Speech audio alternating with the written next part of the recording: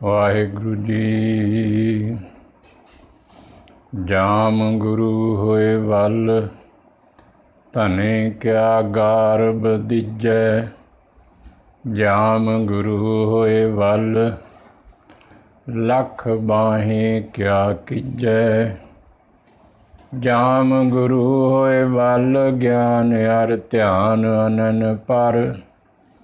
ਜਾਮ ਗੁਰੂ ਹੋਏ ਵੱਲ, ਸ਼ਬਦ ਸਾਖੀ ਸੋ ਸੱਚੈ ਘਰ।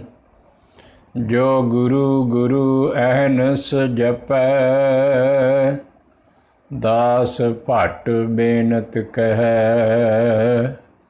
ਜੋ ਗੁਰੂ ਨਾਮ ਰਿਦ ਮੈਂ ਧਰੈ, ਸੋ ਜਨਮ ਮਰਨ ਦੋਥੇ ਰਹੈ।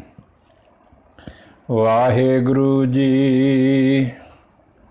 ਤੀਰਥ ਨਾਵਾ ਜੇ ਤਿਸ ਭਾਵਾਂ, ਵਿਣ ਭਾਣੇ ਕੇ ਨਾਏ ਕਰੀ। ਜੇਤੀ ਸਿਰਠ ਪਾਈ ਵੇਖਾਂ, ਵਿਣ ਕਰਮਾਂ ਕੇ ਮਿਲੈ ਲਈ। ਮਤ ਵਿੱਚ ਰਤਨ ਜਵਾਹਰ ਮਾਣਕ, ਜੇ ਇੱਕ ਗੁਰ ਕੀ ਸਿੱਖ ਸੁਣੀ। ਗੁਰਾ ਏਕ ਦੇ ਬੁਝਾਈ, ਸਭਨਾ ਜੀਆਂ ਕਾ ਇੱਕ ਦਾਤਾ। ਸੋ ਮੈਂ ਵਿਸਰ ਨਾ ਜਾਈ, ਗੁਰਾ ਏਕ ਦੇ ਬੁਝਾਈ। ਸਭਨਾ ਜੀਆਂ ਕਾ ਇੱਕ ਦਾਤਾ, ਸੋ ਮੈਂ ਵਿਸਰ ਨਾ ਜਾਈ। ਵਾਹਿਗੁਰੂ ਜੀ ਕਾ ਖਾਲਸਾ, ਵਾਹਿਗੁਰੂ ਜੀ ਕੀ ਫਤਿਹ। ਪਰਮ ਸਤਿਕਾਰਯੋਗ ਸਤਿਗੁਰੂ ਜੀ ਦੀ ਸਾਜੀ ਨਿਵਾਜੀ ਸਤ ਸੰਗਤ, ਧੰਨ ਧੰਨ ਸਾਹਿਬ ਸ੍ਰੀ ਗੁਰੂ ਨਾਨਕ ਦੇਵ ਪਾਤਸ਼ਾਹ ਜੀ ਦੀ ਪਾਵਨ ਬਾਣੀ ਜਪਜੀ ਸਾਹਿਬ ਦੀ ਵਿਚਾਰ ਕਰ ਰਹੇ ਹਾਂ। ਅੱਜ ਅਸੀਂ ਇਸ ਬਾਣੀ ਦੀ 6ਵੀਂ ਤੇ 7ਵੀਂ ਪੌੜੀ ਦੀ ਵਿਚਾਰ ਕਰਨੀ ਹੈ। ਸਤਿਗੁਰੂ ਗੁਰੂ ਨਾਨਕ ਪਾਤਸ਼ਾਹ ਜੀ ਨੇ ਇਸ ਬਾਣੀ ਦੇ ਅੰਦਰ ਸਾਨੂੰ ਜੋ ਮੇਨ ਸਿਧਾਂਤ ਦਿੱਤਾ ਹੈ, ਉਹ ਇਹੀ ਹੈ ਕਿ ਇੱਕ ਅਕਾਲ ਪੁਰਖ ਦੇ ਹੁਕਮ ਦੇ ਵਿੱਚ ਚੱਲਣਾ, ਜਿਹਦੇ ਨਾਲ ਸਾਡਾ ਜੀਵਨ ਸੋਹਣਾ ਬਣ ਜਾਏਗਾ। ਅਸੀਂ ਸਹੀ ਅਰਥਾਂ ਦੇ ਵਿੱਚ ਇਨਸਾਨ ਬਣ ਜਾਵਾਂਗੇ। ਇਨਸਾਨੀਅਤ ਸਾਡੇ ਅੰਦਰ ਪੈਦਾ ਹੋਏਗੀ ਅਤੇ ਉਹਦੇ ਨਾਲ ਸਾਡਾ ਵੀ ਭਲਾ ਹੋਵੇਗਾ, ਸਮਾਜ ਦਾ ਵੀ ਭਲਾ ਹੋਵੇਗਾ। ਤੋ ਗੁਰੂ ਨਾਨਕ ਪਾਤਸ਼ਾਹ ਜੀ ਅੱਜ ਦੇ ਸ਼ਬਦ ਅੰਦਰ ਵੀ ਇਸੇ ਵਿਚਾਰ 'ਤੇ ਹੀ ਸਤਿਗੁਰੂ ਜੀ ਵਿਆਖਿਆ ਕਰਦੇ ਹਨ। ਪਹਿਲੇ ਪੌੜੀ ਦੇ ਵਿੱਚ ਸਤਿਗੁਰਾਂ ਨੇ ਇਹ ਦ੍ਰਿੜ ਕਰਵਾਇਆ ਸੀ ਕਿ ਤੀਰਥਾਂ 'ਤੇ ਜਾ ਕੇ ਨਦੀ ਵਿੱਚ ਜਾਂ ਸਰੋਵਰ ਦੇ ਵਿੱਚ ਇਸ਼ਨਾਨ ਕਰਨ ਦੇ ਨਾਲ ਮਨੁੱਖ ਸੁੱਚਾ ਨਹੀਂ ਹੋ ਸਕਦਾ, ਭਾਵੇਂ ਜਿੰਨੀ ਵਾਰ ਮਰਜ਼ੀ ਇਸ਼ਨਾਨ ਕਰ ਲਵੇ। ਇੱਥੇ ਸਤਿਗੁਰੂ ਗੁਰੂ ਨਾਨਕ ਪਾਤਸ਼ਾਹ ਜੀ ਫਿਰ ਉਸੇ ਗੱਲ 'ਤੇ ਵਿਚਾਰ ਦਿੰਦੇ ਹਨ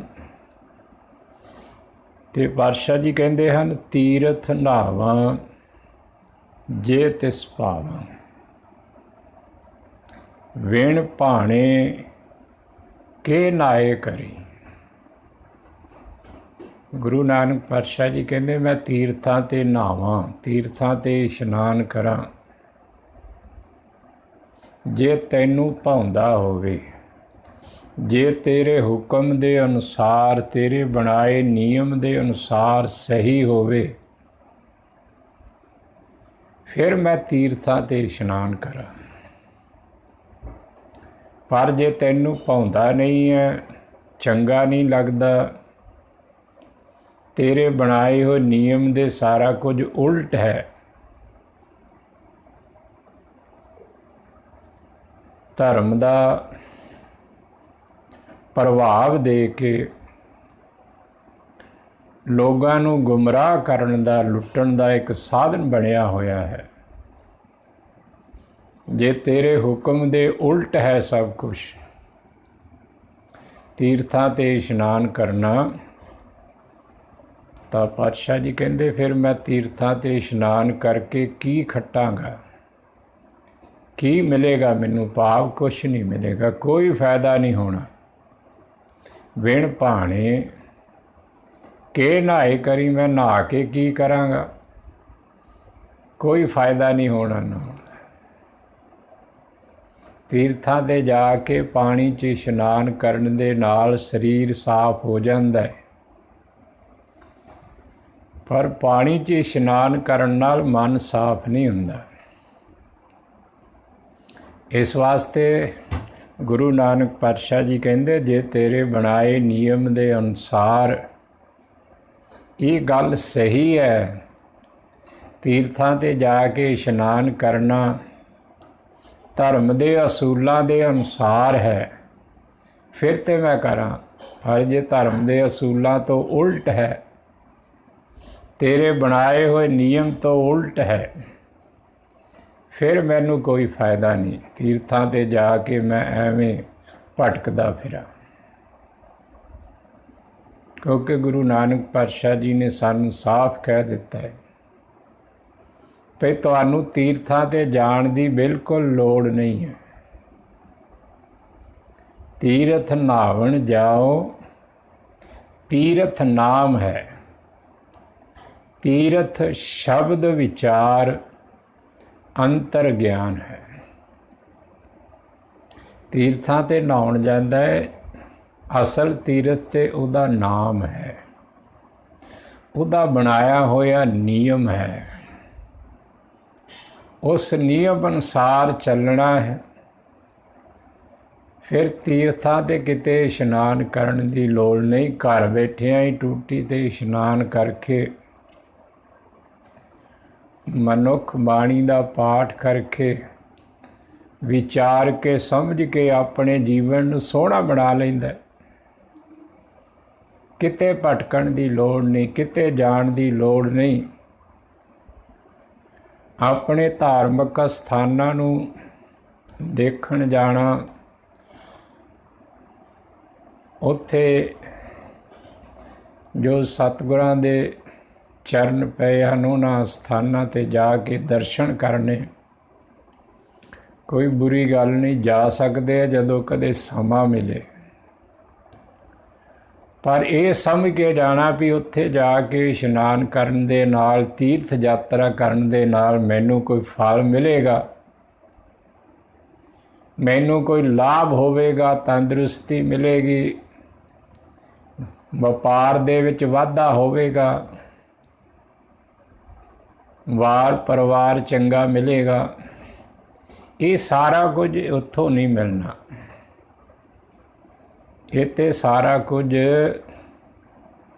तेरे जीवन दे राही तैनू प्राप्त होना है। मेहनत करनी है, घालना घालनी, अपने पैरों ते खड़ा हो के तू सब कुछ प्राप्त कर सकता है।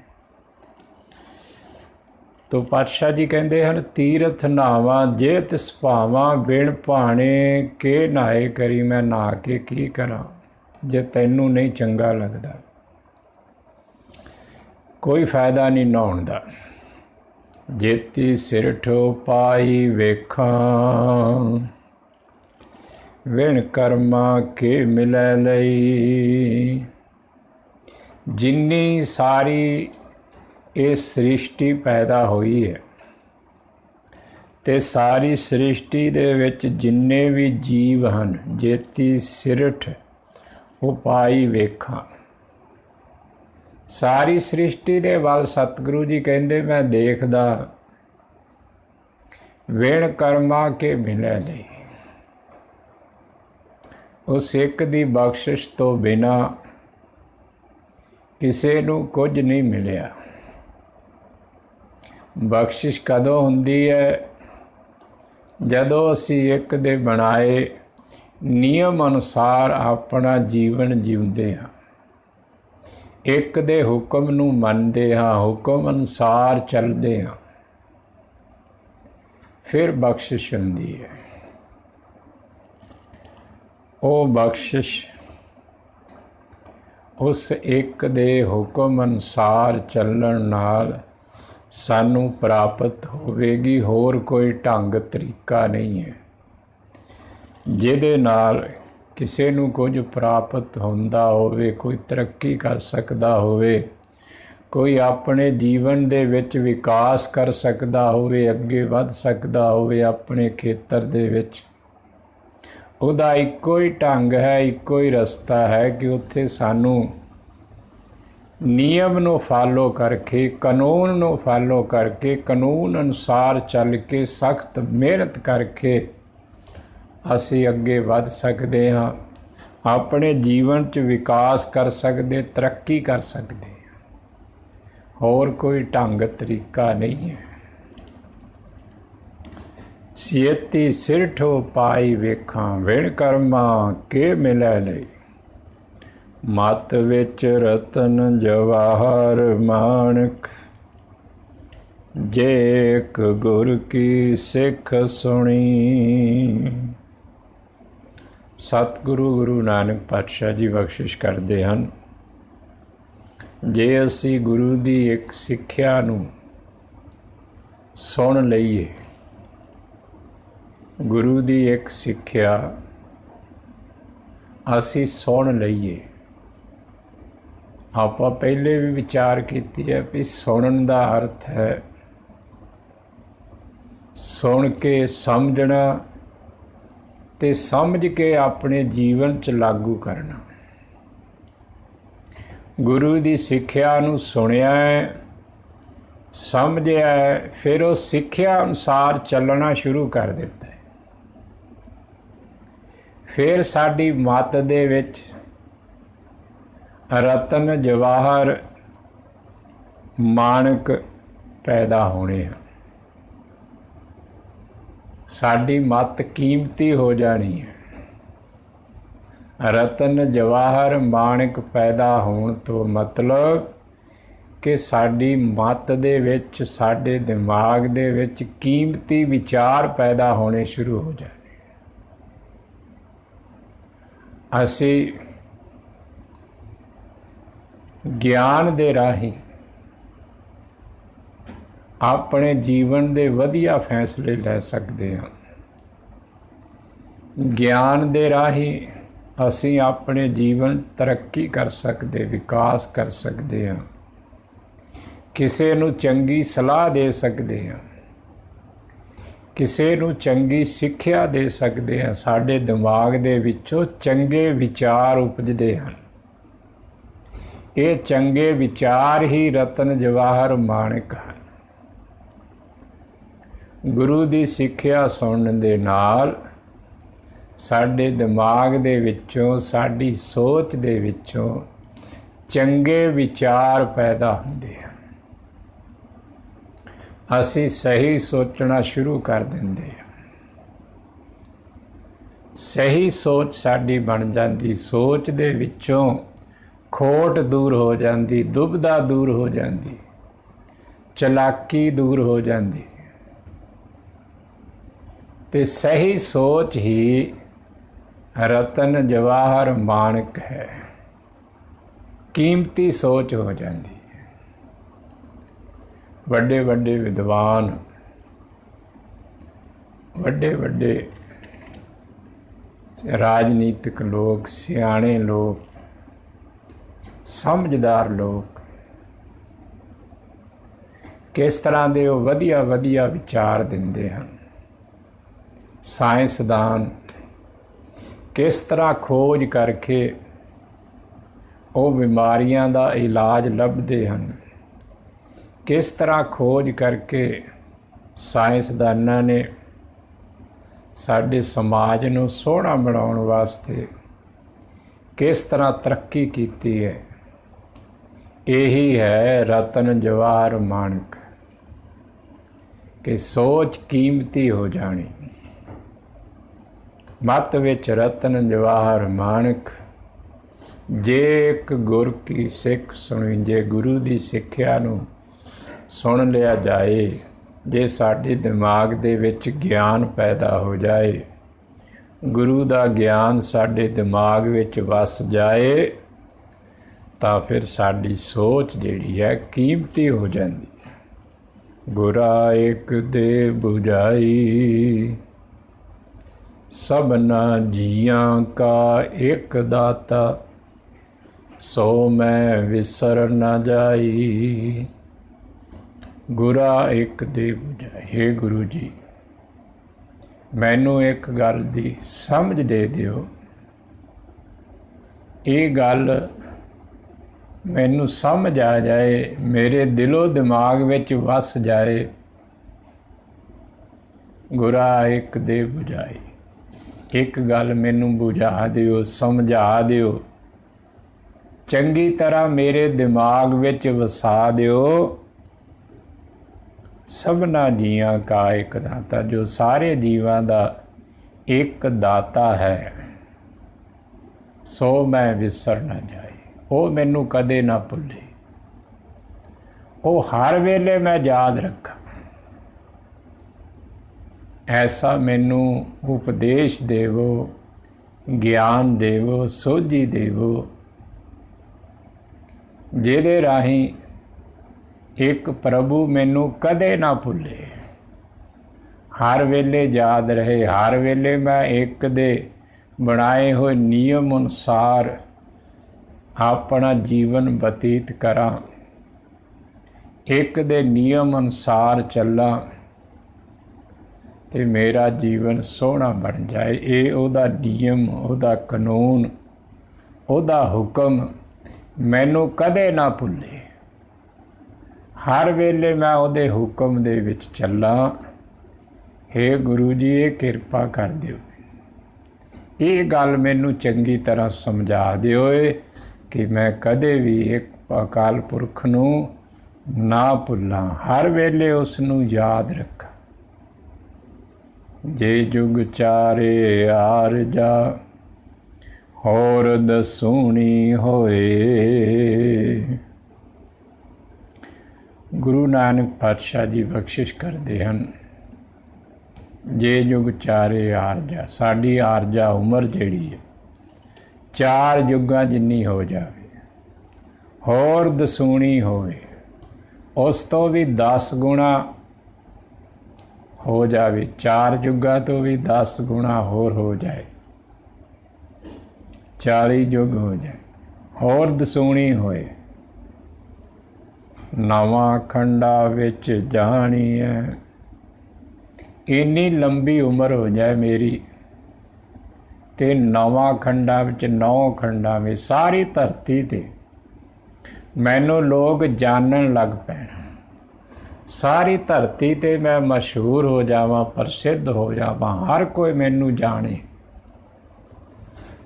हर कोई मेरे बारे समझदा होवे, जानदा होवे, सोझी रखदा होवे, इन्ना मशहूर हो जाना। नवां खंडा में जाणीए सारी धरती, सारे वर्ल्ड दे विच मैनू जानदे होण लोग, नाल चले सब कोई, ते हर कोई मेरे नाल तुरन वास्ते माण महसूस करे, हर कोई मेरे नाल चलण वास्ते तैयार होवे, हर कोई मेरा साथी बनने दे वास्ते तैयार होवे, हर एक नूं मेरे ते माण होवे, नाल चले सब कोई, हर कोई नाल चलण वास्ते तैयार होवे, इन्ना मशहूर हो जावां। चंगा नौ रखाए कै, जस कीरत जग ले। मैं अपना नौ चंगा रखा के, चंगा नौ रखा के सारी दुनिया तो मैं जस लै लवां, शोभा लै लवां, सारे मेरा जस करन, सारे वडियाई करन, सारे मेरे गुण गाउण, ਚੰਗਾ ਨੌ ਰਖਾਏ ਕੇ, ਭਾਵ ਮੈਨੂੰ ਚੰਗਾ ਨਾਮਣਾ ਮਿਲ ਜਾਏ, ਚੰਗੀ ਸੋਭਾ ਮਿਲ ਜਾਏ, ਸਾਰੇ ਮੇਰੇ ਨਾਂ ਨੂੰ ਜਾਣਨ ਲੱਗ ਪੈਣ ਤੇ ਸਾਰੇ ਮੇਰੀ ਸੋਭਾ ਕਰ। ਮੈਂ ਚੰਗਾ ਨਾਮਣਾ ਖੱਟ ਲਵਾਂ, ਸੋਭਾ ਖੱਟ ਲਵਾਂ, ਚੰਗਾ ਨੌ ਰਖਾਏ, ਜਸ ਕੀਰਤ ਜਗ ਲੈ, ਸਾਰੀ ਦੁਨੀਆ ਤੋਂ ਮੈਂ ਜਸ ਲਵਾਂ, ਵਡਿਆਈ ਲਵਾਂ, ਸਾਰੇ ਮੇਰੀ ਸੋਭਾ ਕਰਨ, ਸਿਫਤ ਕਰਨ, ਐਸਾ ਹੋ ਜਾਵਾਂ। ਜੇ ਤਿਸ ਨਦਰ ਨਾ ਆਵਈ ਤਾਂ ਬਾਤ ਨਾ ਪੁੱਛੈ ਕੇ। ਪਰ ਇੰਨਾ ਸਾਰਾ ਕੁਝ ਹੋਣ ਦੇ ਬਾਵਜੂਦ ਵੀ ਜੇ ਤਿਸ ਨਦਰ ਨਾ ਆਵੇ, ਜੇ ਤੇਰੀਆਂ ਨਜ਼ਰਾਂ ਦੇ ਵਿੱਚ ਮੈਂ ਚੰਗਾ ਨਹੀਂ ਬਣਿਆ, ਤੇਰੀਆਂ ਨਜ਼ਰਾਂ ਦੇ ਵਿੱਚ ਮੈਂ ਸਹੀ ਨਹੀਂ ਹਾਂ, ਤੇ ਪਾਤਸ਼ਾਹ ਜੀ ਕਹਿੰਦੇ ਜੇ ਤਿਸ ਨਜ਼ਰ ਨਾ ਆਵੇ ਤਾਂ ਬਾਤ ਨਾ ਪੁੱਛੇ ਕਿ, ਤਾਂ ਫਿਰ ਕੋਈ ਬਾਤ ਨਹੀਂ ਪੁੱਛਦਾ। ਸਾਰੇ ਜਿਹੜੇ ਸਾਥ ਛੱਡ ਜਾਂਦੇ, ਸਾਰੇ ਪਿੱਛੇ ਹਟ ਜਾਂਦੇ, ਫਿਰ ਕੋਈ ਸਮੇਂ ਤੇ ਬਾਤ ਨਹੀਂ ਪੁੱਛਦਾ, ਸਮੇਂ ਤੇ ਕੋਈ ਮਦਦ ਨਹੀਂ ਕਰਦਾ, ਉਹਦਾ ਕੋਈ ਫਾਇਦਾ ਨਹੀਂ। ਇੰਨਾ ਧਨ ਦੌਲਤ ਹੋਣ ਦੇ ਬਾਵਜੂਦ, ਇੰਨੀ ਸੋਭਾ ਹੋਣ ਦੇ ਬਾਵਜੂਦ, ਜੇ ਇੱਕ ਦੀਆਂ ਨਜ਼ਰਾਂ ਦੇ ਵਿੱਚ ਗਿਰ ਗਿਆ, ਜੇ ਇੱਕ ਦੇ ਹੁਕਮ ਅਨੁਸਾਰ ਨਹੀਂ ਚੱਲਿਆ, ਜੇ ਸੱਚ ਦੇ ਮਾਰਗ ਤੇ ਨਹੀਂ ਚੱਲਿਆ, ਜੇ ਜੀਵਨ 'ਚ ਸੱਚ ਨਹੀਂ ਅਪਣਾਇਆ, ਸੱਚ ਬੋਲਿਆ ਨਹੀਂ, ਸੱਚ ਸੁਣਿਆ ਨਹੀਂ, ਸੱਚ ਅਨੁਸਾਰ ਆਪਣਾ ਜੀਵਨ ਨਹੀਂ ਜੀਵਿਆ,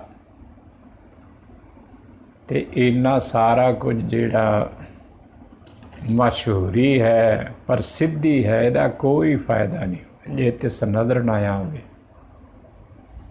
ਜੇ ਤੈਨੂੰ ਨਜ਼ਰ ਨਹੀਂ ਆਉਂਦਾ, ਜੇ ਤੇਰੀਆਂ ਨਜ਼ਰਾਂ ਵਿੱਚ ਪ੍ਰਵਾਨ ਨਹੀਂ ਹੈ, ਤਾਂ ਬਾਤ ਨਾ ਪੁੱਛੇ ਕਿ, ਫਿਰ ਮੇਰੀ ਕੋਈ ਬਾਤ ਨਹੀਂ ਪੁੱਛਦਾ, ਫਿਰ ਮੇਰੀ ਕਿਤੇ ਵੀ ਫਰਿਆਦ ਨਹੀਂ, ਫਿਰ ਮੇਰਾ ਕਿਤੇ ਵੀ ਢੋਈ ਨਹੀਂ, ਮੈਨੂੰ ਬਾਤ ਨਾ ਪੁੱਛੇ ਕਿ, ਕੋਈ ਬਾਤ ਨਹੀਂ ਪੁੱਛਦਾ, ਕੋਈ ਫਾਇਦਾ ਨਹੀਂ ਇੰਨੀ ਪ੍ਰਸਿੱਧੀ ਦਾ। ਜੇ ਤੇਰੀਆਂ ਨਜ਼ਰਾਂ ਵਿੱਚ ਮੈਂ ਪ੍ਰਵਾਨ ਨਹੀਂ ਚੜਿਆ, ਜੇ ਤੇਰੀਆਂ ਨਜ਼ਰਾਂ ਵਿੱਚ ਮੈਂ ਕਬੂਲ ਨਹੀਂ ਹੋਇਆ, ਤੇ ਫਿਰ ਇਹ ਸਾਰੀ ਪ੍ਰਸਿੱਧੀ, ਇੰਨੀ ਲੰਬੀ ਉਮਰ, ਸਾਰੀ ਦੁਨੀਆ ਦਾ ਜਾਣਨਾ ਕਿਸੇ ਅਰਥ ਨਹੀਂ, ਕੋਈ ਫਾਇਦਾ ਨਹੀਂ ਹੁੰਦਾ। ਕੀਟਾਂ ਅੰਦਰ ਕੀਟ ਕਰ ਦੋਸੀ ਦੋਸ਼ ਧਰੇ। ਕੀਟਾਂ ਅੰਦਰ ਕੀਟ, ਉਹ ਮਨੁੱਖ ਜਿਹੜਾ ਹੈ ਕੀੜਿਆਂ ਦੇ ਵਿੱਚ ਸਭ ਤੋਂ ਛੋਟਾ ਕੀੜਾ, ਕੀਟਾਂ ਅੰਦਰ ਕੀਟ, ਸਭ ਤੋਂ ਛੋਟਾ ਕੀੜਾ, ਸਭ ਤੋਂ ਛੋਟਾ, ਮਾਮੂਲੀ ਜਿਹਾ ਕੀੜਾ, ਮਾਮੂਲੀ ਜਿਹਾ ਆਦਮੀ, ਕੀਟਾਂ ਅੰਦਰ ਕੀਟ। ਜਿਵੇਂ ਛੋਟਾ ਜਿਹਾ ਕੀੜਾ ਹੁੰਦਾ ਹੈ, ਇਸ ਤਰ੍ਹਾਂ ਉਹਦੀ ਕੀਮਤ ਹੈ। ਉਹ ਛੋਟੇ ਤੋਂ ਛੋਟੇ ਕੀੜੇ ਵਰਗਾ ਹੈ, ਜਿਹੜਾ ਇੰਨਾ ਮਸ਼ਹੂਰ ਤੇ ਹੋ ਗਿਆ, ਪਰ ਸੱਚ ਦੇ ਮਾਰਗ ਤੇ ਨਹੀਂ ਚੱਲਿਆ। ਇੱਕ ਅਕਾਲ ਪੁਰਖ ਦੀਆਂ ਨਜ਼ਰਾਂ ਵਿੱਚ ਪ੍ਰਵਾਨ ਨਹੀਂ ਚੜਿਆ, ਇੱਕ ਅਕਾਲ ਪੁਰਖ ਦੇ ਬਣਾਏ ਨਿਯਮ ਅਨੁਸਾਰ ਨਹੀਂ ਚੱਲਿਆ। ਤੇ ਪਾਤਸ਼ਾਹ ਜੀ ਕਹਿੰਦੇ ਹਨ, ਉਹ ਕੀੜਿਆਂ ਦੇ ਵਿੱਚੋਂ ਛੋਟਾ ਜਿਹਾ ਕੀੜਾ ਹੈ, ਭਾਵ ਬਿਲਕੁਲ ਮਾਮੂਲੀ ਆਦਮੀ ਹੈ, ਉਹਦੀ ਕੋਈ ਵੈਲਿਊ ਨਹੀਂ, ਕੋਈ ਕੀਮਤ ਨਹੀਂ। ਦੋਸ਼ੀ ਕਰ ਦੋਸ਼ੀ ਦੋਸਤ ਹੈ, ਉਹਦੇ ਤੇ ਫਿਰ ਦੋਸ਼ ਲੱਗਦਾ ਹੈ ਰੱਬ ਨੂੰ ਭੁੱਲਣ ਦਾ, ਇੱਕ ਪ੍ਰਭੂ ਨੂੰ ਭੁੱਲਣ ਦਾ ਉਹਦੇ ਤੇ ਦੋਸ਼ ਲੱਗਦਾ ਹੈ। ਉਹ ਦੋਸ਼ੀ ਸਾਬਤ ਹੋ ਜਾਂਦਾ ਹੈ। ਪ੍ਰਭੂ ਦੀ ਕਚਹਿਰੀ ਦੇ ਵਿੱਚ ਉਹ ਦੋਸ਼ੀ ਬਣ ਜਾਂਦਾ ਹੈ। ਜਿਵੇਂ ਬਾਣੀ 'ਚ ਪਾਤਸ਼ਾਹ ਜੀ ਬਚਨ ਕਰਦੇ ਹਨ, ਮਾਨਸਾ ਦੀਵਾਨੋ ਕੋਈ ਨਸ ਭੱਜ ਨਿਕਲੈ, ਹਰ ਦੀਵਾਨੋ ਕੋਈ ਕਿੱਥੇ ਜਾਇਆ। ਦੁਨੀਆ ਦੀ ਅਦਾਲਤਾਂ ਦੇ ਵਿੱਚੋਂ ਤੇ ਅਸੀਂ ਬਚ ਜਾਂਦੇ ਹਾਂ, ਵੱਡੀ ਦੇ ਕੇ, ਅਸਰ ਸੂਖ ਵਰਤ ਕੇ, ਝੂਠੀਆਂ ਗਵਾਹੀਆਂ ਦੇ ਕੇ। ਦੁਨੀਆ ਦੀ ਅਦਾਲਤ ਵਿੱਚੋਂ ਅਸੀਂ ਬਚ ਜਾਂਦੇ ਹਾਂ। ਮਾਨਸਾ ਦੀਵਾਨੋ ਕੋਈ ਨਸ ਭੱਜ ਨਿਕਲੈ, ਬਰੀ ਹੋ ਜਾਂਦੇ ਆ। ਪਰ ਪਾਤਸ਼ਾਹ ਜੀ ਕਹਿੰਦੇ ਹਰ ਦੀਵਾਨੋ ਕੋਈ ਕਿੱਥੇ ਜਾਇਆ। ਹਰੀ ਦੀ ਕਚਹਿਰੀ ਦੇ ਵਿੱਚੋਂ ਕਿੱਥੇ ਕੋਈ ਜਾ ਸਕਦਾ, ਕੋਈ ਨਹੀਂ ਬਚ ਸਕਦਾ। ਹਰੀ ਦੀ ਕਚਹਿਰੀ ਦੇ ਵਿੱਚ ਪੂਰਾ ਪੂਰਾ ਇਨਸਾਫ ਹੋਣਾ ਹੈ। ਉੱਥੇ ਝੂਠੀ ਗਵਾਹੀ ਨਹੀਂ ਚੱਲਣੀ, ਉੱਥੇ ਪੈਸਾ ਨਹੀਂ ਚੱਲਣਾ, ਉੱਥੇ ਕਿਸੇ ਦੀ ਸਿਫਾਰਿਸ਼ ਨਹੀਂ ਚੱਲਣੀ। ਉੱਥੇ ਸੱਚੋ ਹੀ ਸੱਚ ਨਿਬੜੈ, ਚੁਣ ਵੱਖ ਕੱਢੇ ਜਜਮਾਲਿਆ। ਉੱਥੇ ਸੱਚ ਤੇ ਆਧਾਰਿਤ ਫੈਸਲਾ ਹੋਣਾ ਹੈ। ਇਸ ਵਾਸਤੇ ਉੱਥੋਂ ਬਚਾ ਨਹੀਂ ਹੋ ਸਕਦਾ।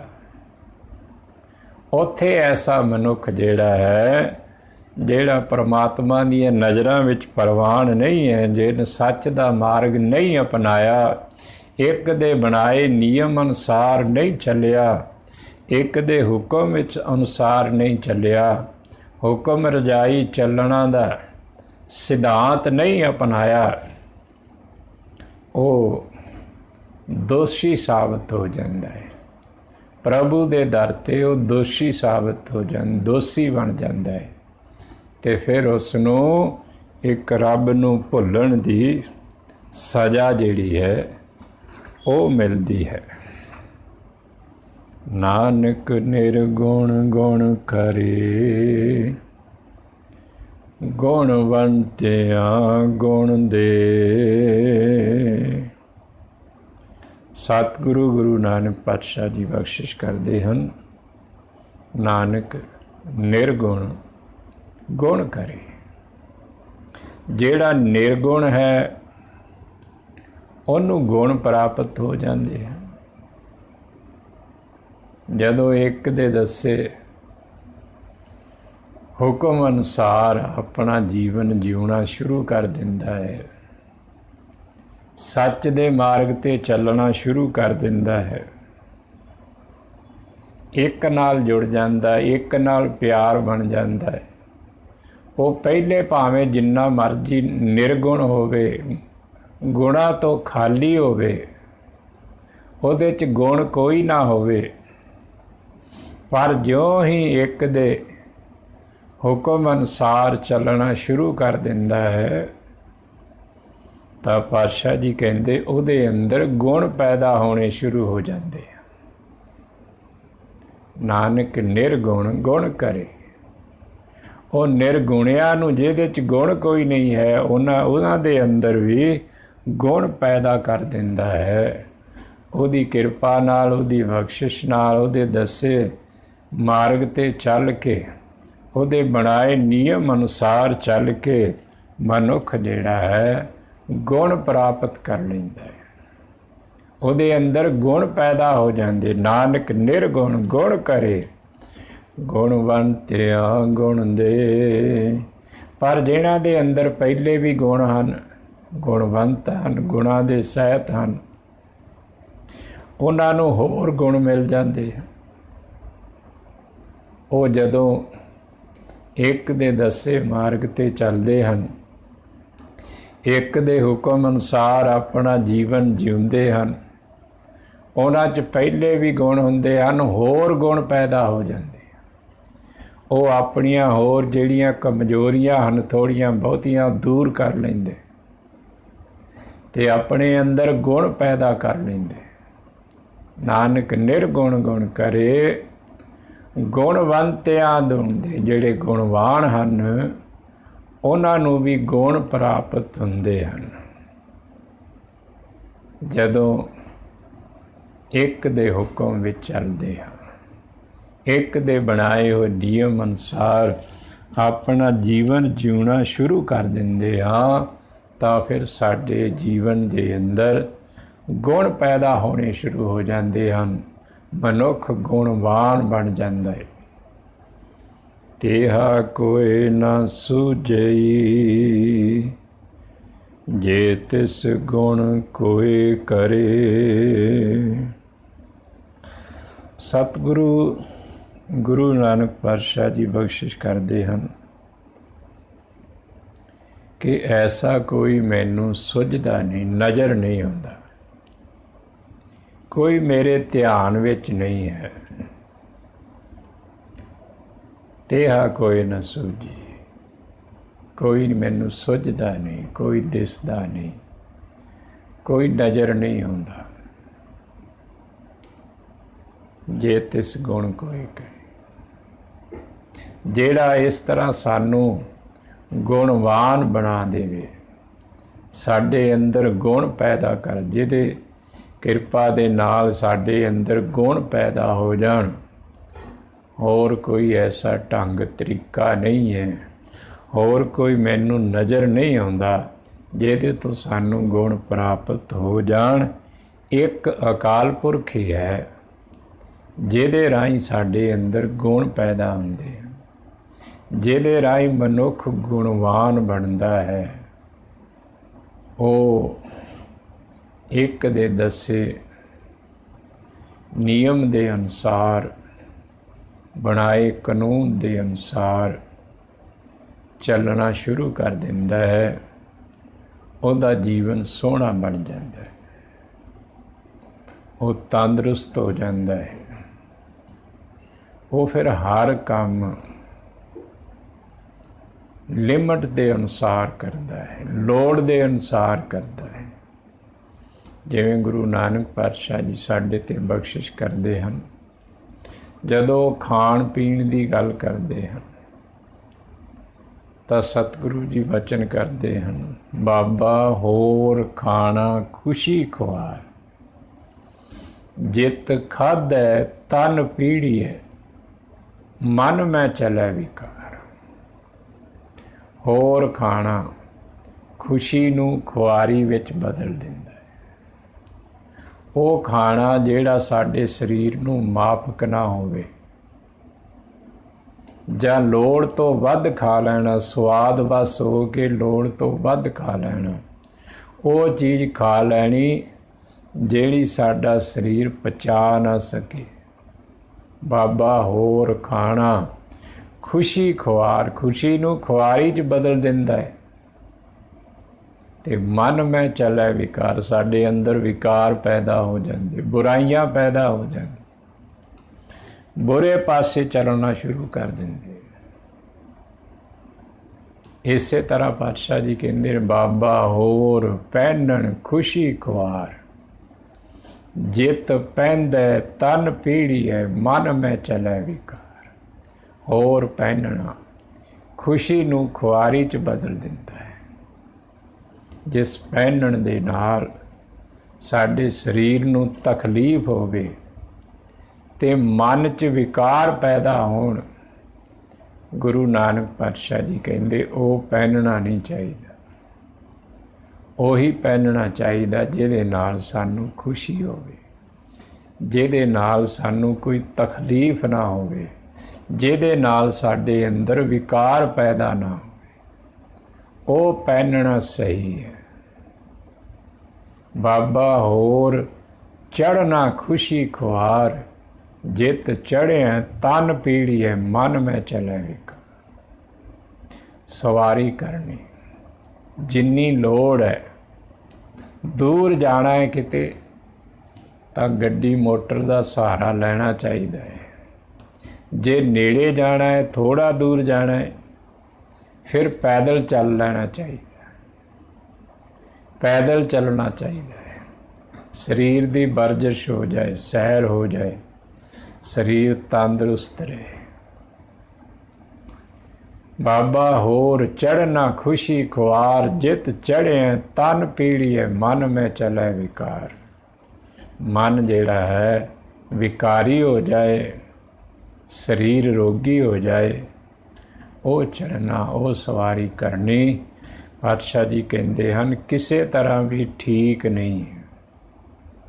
ਬਾਬਾ ਹੋਰ ਸੌਣਾ ਖੁਸ਼ੀ ਖੁਆਰ, ਜਿਤ ਸੁੱਤੈ ਤਨ ਪੀੜੀਐ ਮਨ ਮੈਂ ਚਲੇ ਵਿਕਾਰ।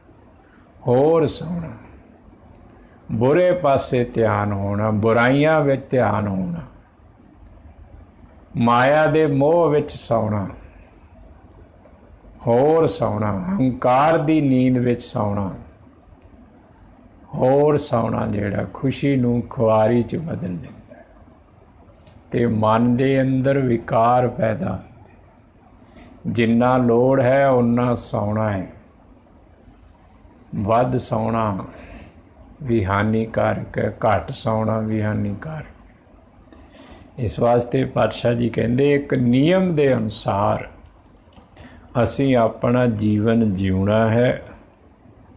ਇਹੀ ਇੱਕ ਢੰਗ ਤਰੀਕਾ ਹੈ ਜਿਹਦੇ ਰਾਹੀਂ ਸਾਡੇ ਅੰਦਰ ਗੁਣ ਪੈਦਾ ਹੁੰਦੇ ਹਨ, ਜਿਹਦੇ ਰਾਹੀਂ ਸਾਡਾ ਜੀਵਨ ਸੋਹਣਾ ਬਣਦਾ ਹੈ, ਜਿਹਦੇ ਰਾਹੀਂ ਅਸੀਂ ਸੁਖੀ ਰਹਿੰਦੇ ਹਾਂ, ਚੜ੍ਹਦੀ ਕਲਾ 'ਚ ਰਹਿੰਦੇ ਹਾਂ, ਆਨੰਦ ਵਿੱਚ ਰਹਿੰਦੇ, ਮੌਜ ਵਿੱਚ ਰਹਿੰਦੇ ਹਾਂ। ਪਾਤਸ਼ਾਹ ਜੀ ਕਹਿੰਦੇ ਤੇਹਾ ਕੋਈ ਨਾ ਸੂਝੀ, ਹੋਰ ਮੈਨੂੰ ਕੋਈ ਨਜ਼ਰ ਨਹੀਂ ਆਉਂਦਾ ਜਿਹੜਾ ਮੈਨੂੰ ਗੁਣ ਦੇ ਸਕਦਾ ਹੋਵੇ, ਜਿਹਦੇ ਰਾਹੀਂ ਮੇਰਾ ਜੀਵਨ ਸੋਹਣਾ ਬਣ ਸਕਦਾ ਹੋਵੇ, ਸੁਖੀ ਜੀਵਨ ਪ੍ਰਾਪਤ ਹੋਵੇ। ਹੋਰ ਕੋਈ ਜਗ੍ਹਾ ਨਹੀਂ ਹੈ, ਹੋਰ ਕੋਈ ਢੰਗ ਤਰੀਕਾ ਨਹੀਂ, ਹੋਰ ਕੋਈ ਯੁਕਤੀ ਨਹੀਂ। ਇੱਕੋ ਹੀ ਢੰਗ ਹੈ, ਇੱਕੋ ਹੀ ਰਸਤਾ ਹੈ, ਹੁਕਮ ਰਜਾਈ ਚੱਲਣਾ ਨਾਨਕ ਲਿਖਿਆ ਨਾਲ। ਸਤਿਗੁਰੂ ਜੀ ਬਖਸ਼ਿਸ਼ ਕਰਨ, ਸਾਡੇ ਸਭ ਦੇ ਸਿਰ 'ਤੇ ਮੇਰ ਭਰਿਆ ਹੱਥ ਰੱਖਣ, ਇੰਨੇ ਸ਼ਬਦ ਪ੍ਰਵਾਨ ਕਰਨੇ, ਹੋਈਆਂ ਭੁੱਲਾਂ ਦੀ ਖਿਮਾ ਬਖਸ਼ਣੀ। ਫਤਿਹ ਬੁਲਾਈਏ ਜੀ। ਵਾਹਿਗੁਰੂ ਜੀ ਕਾ ਖਾਲਸਾ, ਵਾਹਿਗੁਰੂ ਜੀ ਕੀ ਫਤਿਹ।